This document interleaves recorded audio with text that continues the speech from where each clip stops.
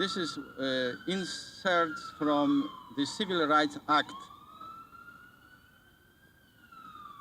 Ladies and gentlemen, we have met for the purpose of saying a few words about the recent decision of the Supreme Court, in which that tribunal has held for the first and second sections of the Civil Rights Act to be unconstitutional.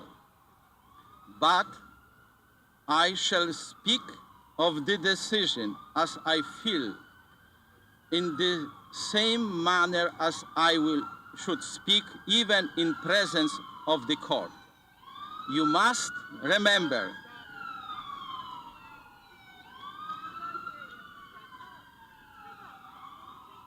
okay?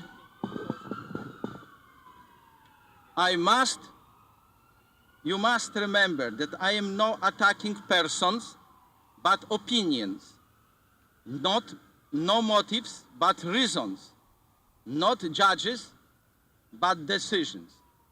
The essence of said decision being that the manager of and owners of inns, railways, and all public conveyances of theaters and all places of public amusement may discriminate on account of race, color, or previous condition of servitude, and that the citizens so discriminate against is without redress.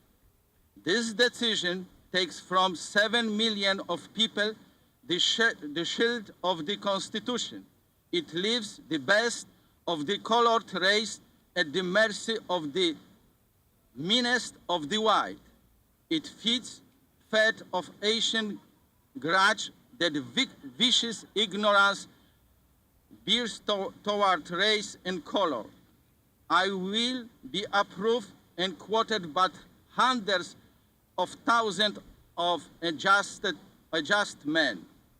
The masked wretches who are in darkness of night drag the poor Negro from his cabin and lacerate with whip and tongue his quivering flesh, will, with bloody hands, applaud by Supreme Court. The men who by mob violence prevent the Negro from depositing his ballot, who with gun and revolver drive him from the polls, and those who insult with vile and vulgar words the inoffensive colored girl will welcome this decision with hyena joy. The basest will rejoice, the noblest will mourn. The frame of the Constitution were ashamed to use word slave, and therefore they said person.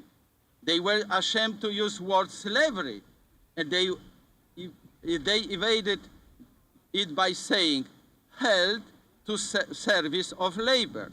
They ashamed to put the word master, so they called him the party to whom service or labor may be done. How can a slave owe service? How can a slave own labor? How could a slave make a contract? How could the master have legal claim against a slave?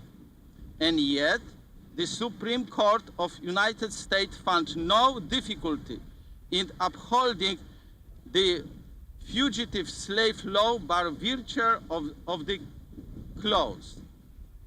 There were hundreds of decisions declaring the Congress have power to pass law to carry the cause into effect, and it was carried in effect. The moment of 13th Amendment was adopted, the slave became free man. This distinction between white and colored vanished.